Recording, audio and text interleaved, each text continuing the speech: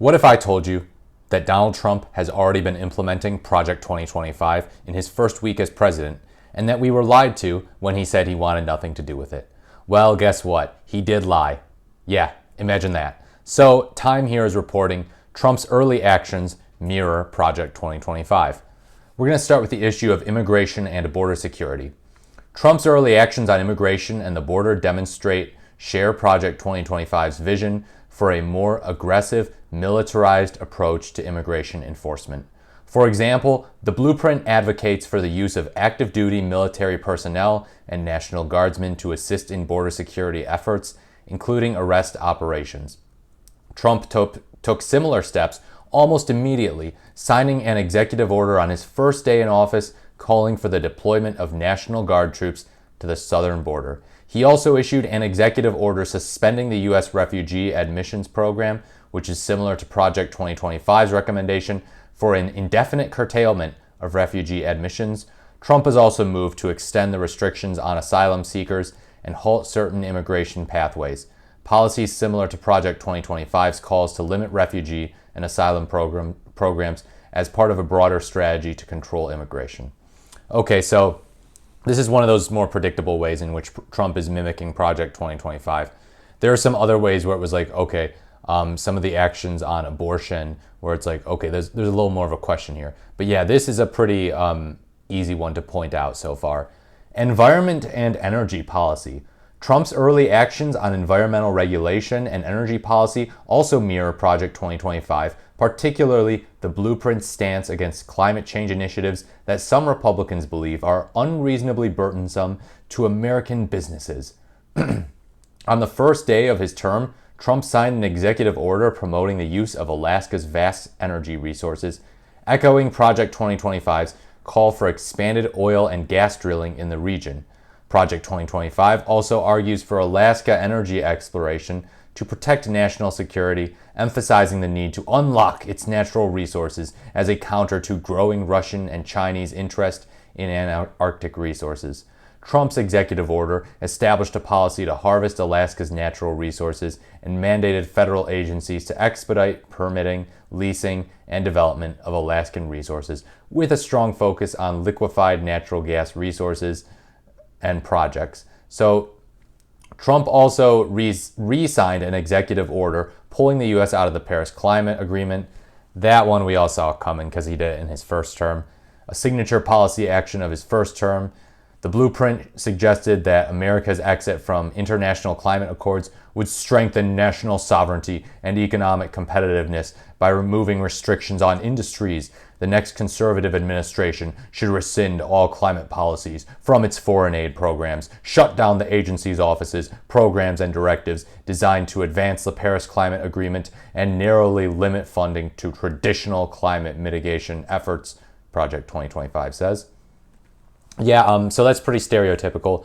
Government bad, environment bad, only do these very specific things. International agreements bad, the rest of the world is screwing us over, that's bad. Environment bad, government bad, agency bad. Like, these guys are a broken record, I tell you. But yeah, we all saw this coming, let's face it. Trump also made a move to curtail offshore wind development, which the blueprint characterized as part of an agenda that would close off large sections of the ocean to commercial activity. Wonder where they get that from. Government reform and bureaucratic restructuring. Okay, this is the big beefy one.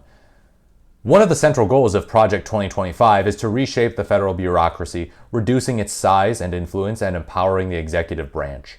Trump issued a number of executive orders on his first day in office that reflect those objectives. He revived the Schedule F executive order, a move he first introduced in 2020 that aims to reclassify certain federal employees as political appointees, effectively making it easier to remove them.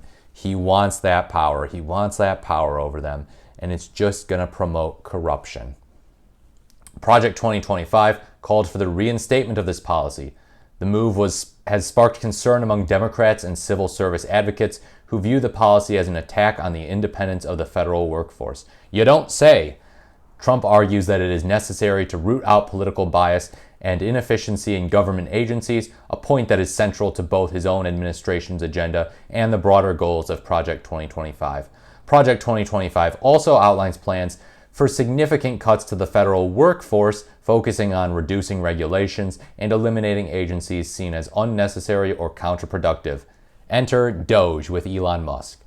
Trump's early action suggests he is taking steps in this direction, such as streamlining government functions, implementing a hiring freeze for all federal civilian employees, and focusing on reducing the size and scope of federal agencies. While these moves are not identical to Project 2025's specific proposals, which include eliminating the Departments of Homeland Security and Education, they reflect the overarching philosophy of shrinking government.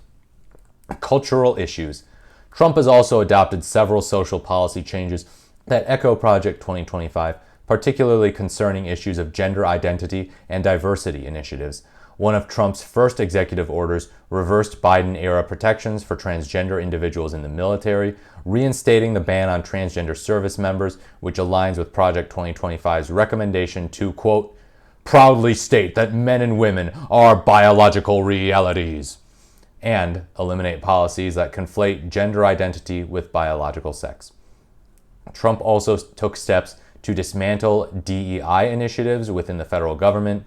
One executive order rescinded policies that required federal contractors to promote affirmative action and diversity programs, in line with Project 2025's call to eliminate initiatives that promote racial or gender-based quotas. Foreign relations. So this is another big one. I think we all know it's coming up here. Trump's early actions also include a return to a more isolationist and unilateral approach to foreign policy, which echoes Project 2025's stance on international agreements. He signed an executive order to withdraw the U.S. from the WHO, World Health Organization, WHO, marking a return to the foreign policy positions that defined much of his first term. Project 2025 explicitly called for this action, describing the WHO as an ineffective and politically biased organization that undermines American sovereignty. In addition to his withdrawal from the Paris Agreement, Trump has also taken steps to distance the U.S. from other international partnerships consistent with the isolationist philosophy outlined in Project 2025. One executive order issued states, quote, no further United States foreign assistance shall be dispersed in a manner that is not fully aligned with the foreign policy of the President of the United States, claiming that the foreign aid industry and bureaucracy are not aligned with American interests and in many cases antithetical to American values. So there you have it. A whole range of issues, and Trump is unleashing the wrath of Project 2025 on the American citizens, some of whom voted for him, possibly thinking that, well, Project 2025 might not happen. He says he's against it, and those people took him at face value, and yet he's unleashing it on them. This kind of makes me wonder about the possibility of a national abortion ban. Now, obviously, that's something that's more specific than Project 2025, which is a bunch of different proposals. So, is he really going to sign a specific national abortion ban if one gets to his desk? I still don't know, but he goes back on all of his promises. He's talking about no Project 2025. I don't agree with it. I'm not going to do it. It's not my plan. And yet he goes ahead and does a lot of it. And then, he says he's against a national abortion ban. He says it should be an issue for the states. The states should be the ones to make the decisions on abortion. And yet he might not make that the law of the land. He might just sign an abortion ban that says that's not the law of the land. That, hey, in no state in this country is abortion legal. I wouldn't put it past him. I wouldn't. Would you? Not after this. Not after this Project 2025 nonsense. Let me know what you think in the comments below. As always, thank you so much for watching. Please like, comment, or subscribe to the channel. I look forward to speaking to you in my next video. This has been the Morris the Merrier. Out.